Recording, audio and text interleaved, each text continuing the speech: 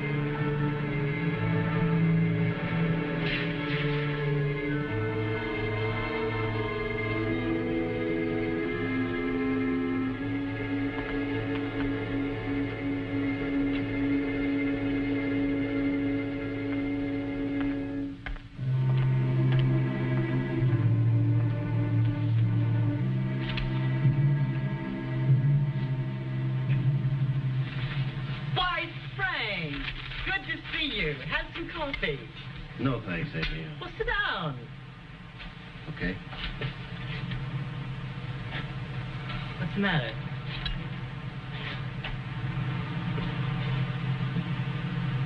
I guess this is just about the toughest job I've ever had to do, Amy. What are you talking about? It's about Pete. Oh. Is he in trouble again? What is it this time? No. There was an accident. An automobile accident. Pete was killed. Pete? Pete's dead? I'm sorry, Amy. Evidently, he was on his way to Mexico. It happened just across the border. Mexico? What was he doing there? I don't know. He was supposed to be in Tucson. Amy,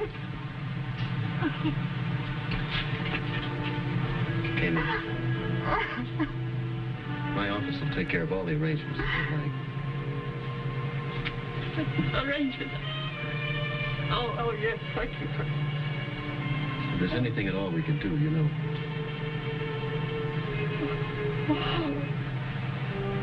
Sorry, Amy.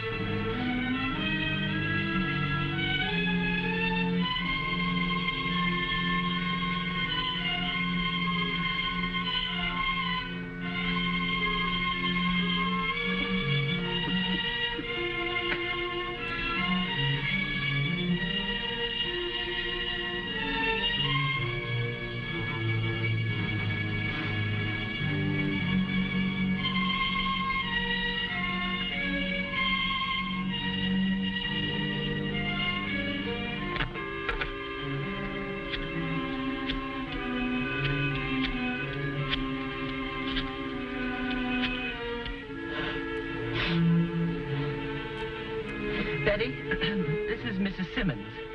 May I speak to my son, Paul? Thank you. Paul, I want you to get over here right away. Let Mac take care of the customer. You heard me, Paul.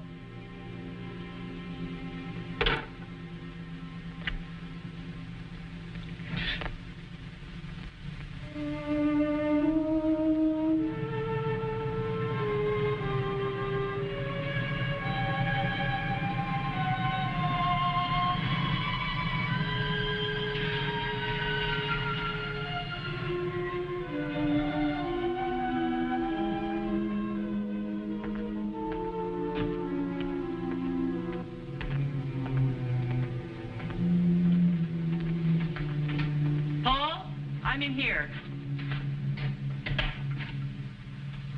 What's the big hurry, Marty?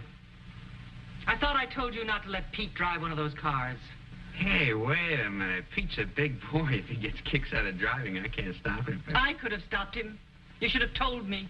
Well, I can't tell you everything. Hey, what's all this about, huh? Pete's dead. Pete's... Oh, no, Why did you let him drive? I just told you. How'd you find out? The marshal got word from Mexico. Frank Morgan?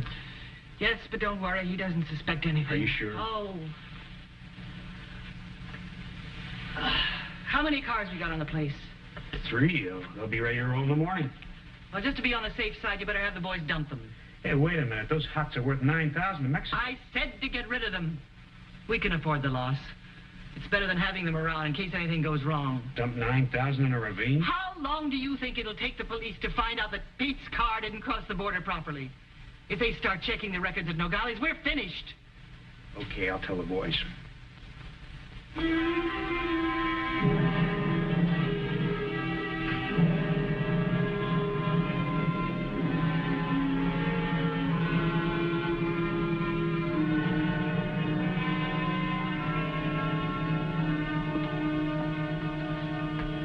How'd she take it? How do you think? Pete was her favorite. He took after her. Paul? He's more like his father. We may have some more bad news for her. Oh? What's that? The FBI called again while you were out. Looks like the car Pete was driving when he was killed is hot. What? The FBI says there's no record of it crossing the border. They've inspected the car. Looks like someone's tampered with the motor numbers. You mean to tell me that Pete Simmons was driving a stolen car? His family owns one of the largest used car lots in town. All I know is what the man told me. All right. He drives a little red sports car. This wasn't a sports car. This may be the break we've all been waiting for. We know that stolen cars from California are being shipped across the border into Mexico. Ed, this doesn't make any sense at all. These people own a big business. There are some people who never have enough money. Are you trying to tell me that they're using the used car lot as a front? Maybe. Look, Frank, if it's the way I figure it is, they've got the sweetest racket in the world, so good they fooled everyone. Go on. Well, suppose the used car lot is a blind, and they ship the cars to the ranch. And remember, it's right near the border. Then they drive them across into Mexico where they bring top prices. Possible. But not with these people. But suppose they do.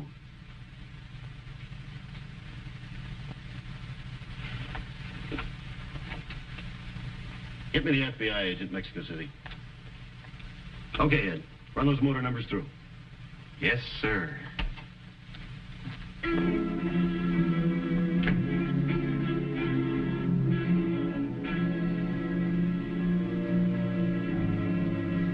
Yes, we processed the car, and we came up with the confidential numbers underneath.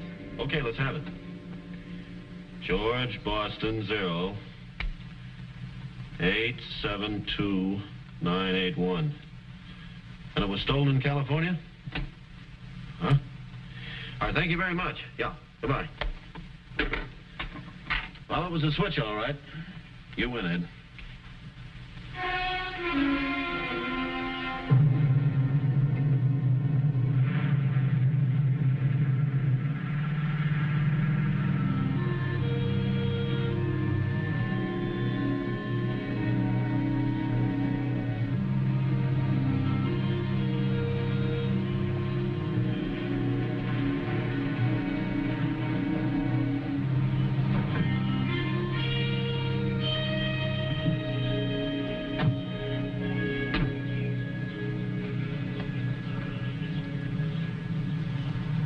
I don't get your point, Frank. What can Mrs. Simmons tell us? We should have gone to the car lot and talked to Paul. Maybe. I've known the family most of my life.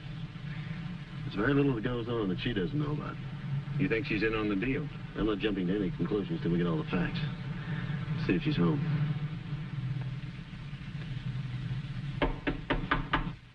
Come in.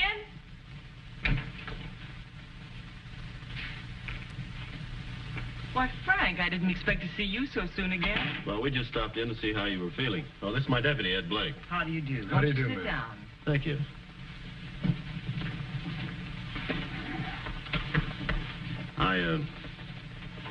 I've had a talk with the authorities in Mexico City. Everything's being taken care of. Thank you, Frank. I've also been thinking that, well, now that Pete's gone, you might need someone to manage the ranch. I have a very good friend. He knows the business from top to bottom. Oh, well, that's very kind of you, but you'd better speak to Paul. He's the head of the house. My boys have been running everything. Oh? I thought you were still active. Oh, no. After Joe's death, why, I just turned everything over to the boys, the way they wanted it, and Joe, too. I see. I bet I couldn't even balance a set of books or tell one model from another. Really? When boys grow up, you can't run their lives for them. No, I guess you can, Amy. Why don't you drop in at the lot and have a talk with Paul? I'm sure he'll be very happy to talk with your friend. We'll do that.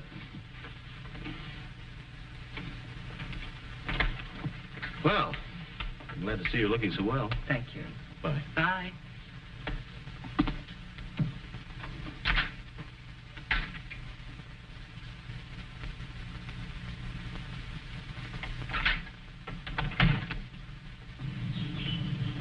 You sure were right about Mrs. Simmons, Frank. A woman like her couldn't be mixed up in anything crooked. Nope, I was wrong, Ed. Well, I don't get it. She told you she turned the business over to the boys. That was her big mistake. She could have told that to anyone else, but I know better. Amy Simmons never knew the day she could keep her nose out of the business. She ran Joe, she runs the boys, and she still runs the business. I'll have that car lot staked out. You might learn something.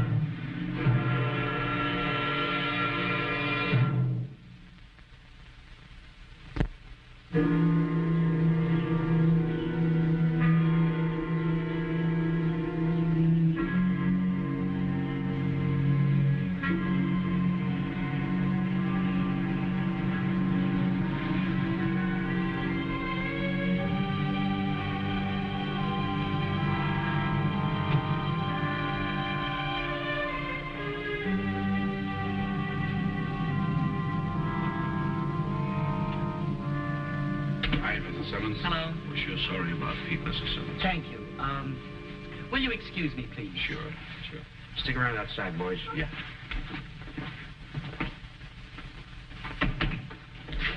Frank Morgan came to see me again. What do you want? He'll be here later. He has a friend he thinks can run the ranch. Be nice, but get rid of him. Yes, Mother. Did you take care of those cars? There are 3 more cars coming in from Los Angeles that due sometime today. I thought we could take them straight to the ranch and move all of them over the border. You thought. I'll do the thinking. Look, there was nothing I could do about them. The message was waiting for me when I got back to the ranch. They're already on the way. You should have thought of a way to stop them. Mother, I couldn't. Don't you shout at me, Paul. Then stop treating me like a 3-year-old.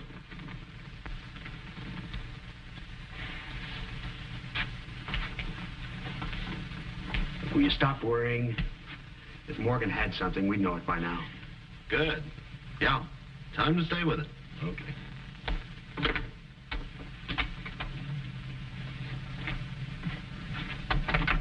Ed? Yes, Frank? I think we got something here. Courtney's on the stakeout. He just called in. Mrs. Simmons went storming into Paul's office. Well, let's go. No, not right away. We haven't got any concrete evidence yet. I think if we string along with them, they might lead us to what we're looking for.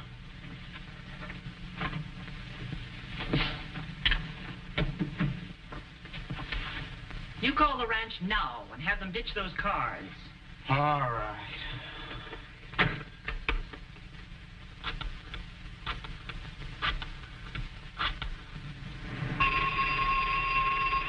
I'll get her.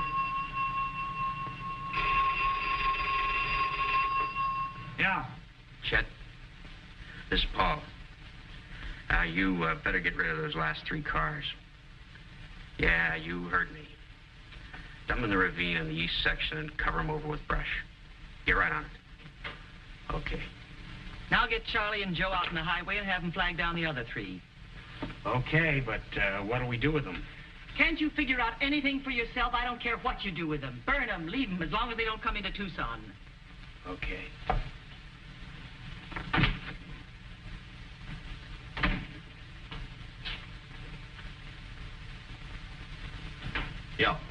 Yeah, okay, I'll get right on. Courtney just radioed in. 2 of Paul's men are headed down Highway 80 towards California. You better stay here. How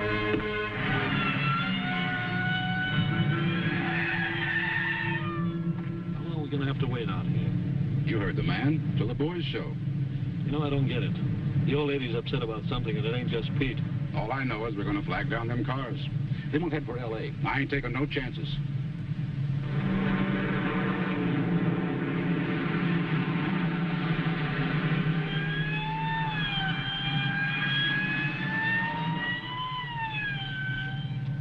So, that's the way it is. Yeah, but it just don't make sense, Joe. Since when do we ask Mrs. Simmons questions?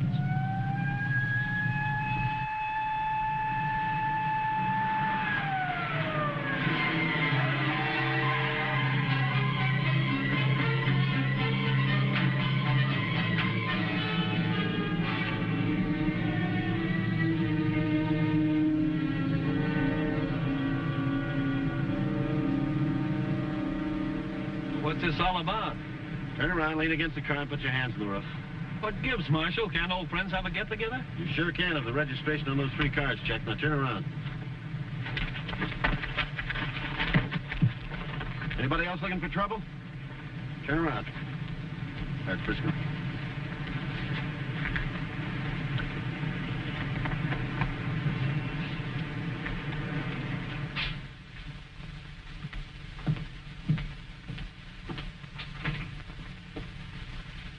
Have they talked yet? No. And we might have tied it up in one nice, neat package if they had. I'm not so sure of it. For the reputation Mrs. Simmons has, it'll be tough to make it stick. Only their word against hers. Yeah, I guess you're right.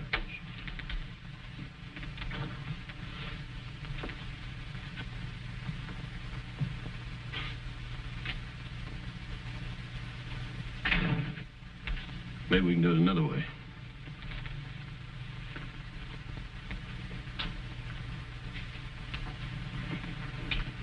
What's all this about, friend? Sit down, Paul.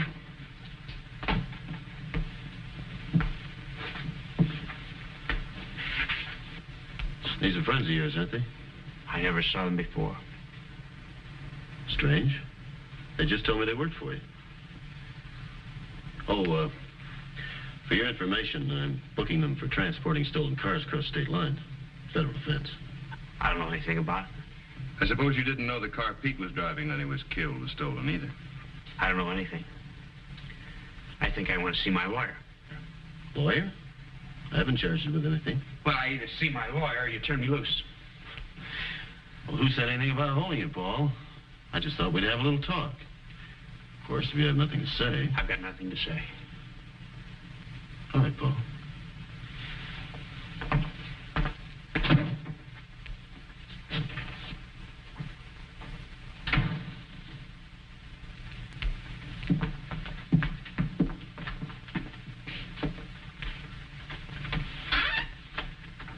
Well, in about an hour, you'll see. I hope you're right. There's one thing I learned a long time ago, Ed. A scared man's like a trapped animal. He's got one thing on his mind, how to get away.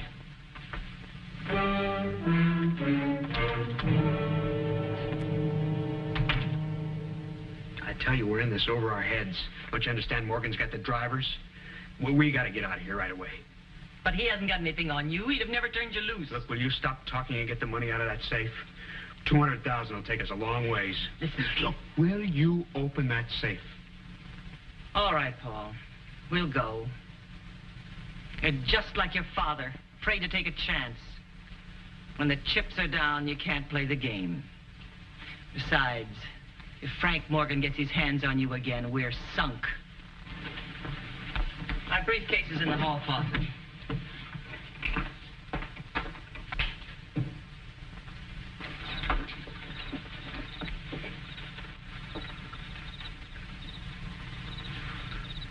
Cover the barn.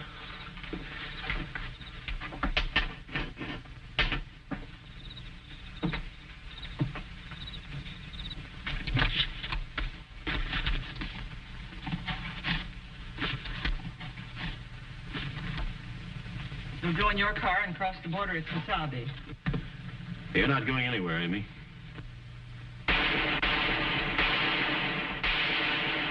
In here. Stay right where you are.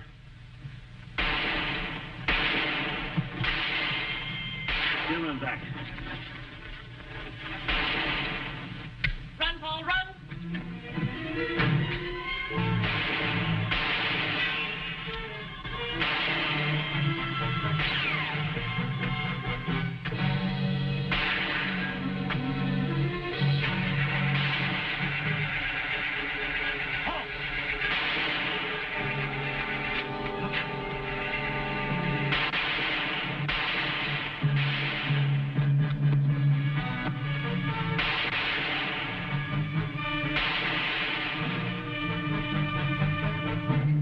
Get over there.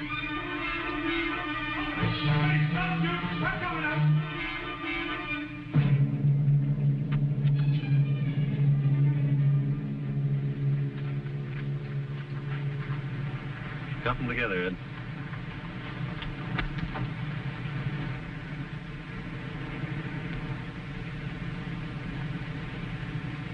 Just another few minutes, and I'd have been free and clear. Amy, if you never went to jail, you wouldn't be free and clear. Not after what you've done to your sons. Let's go.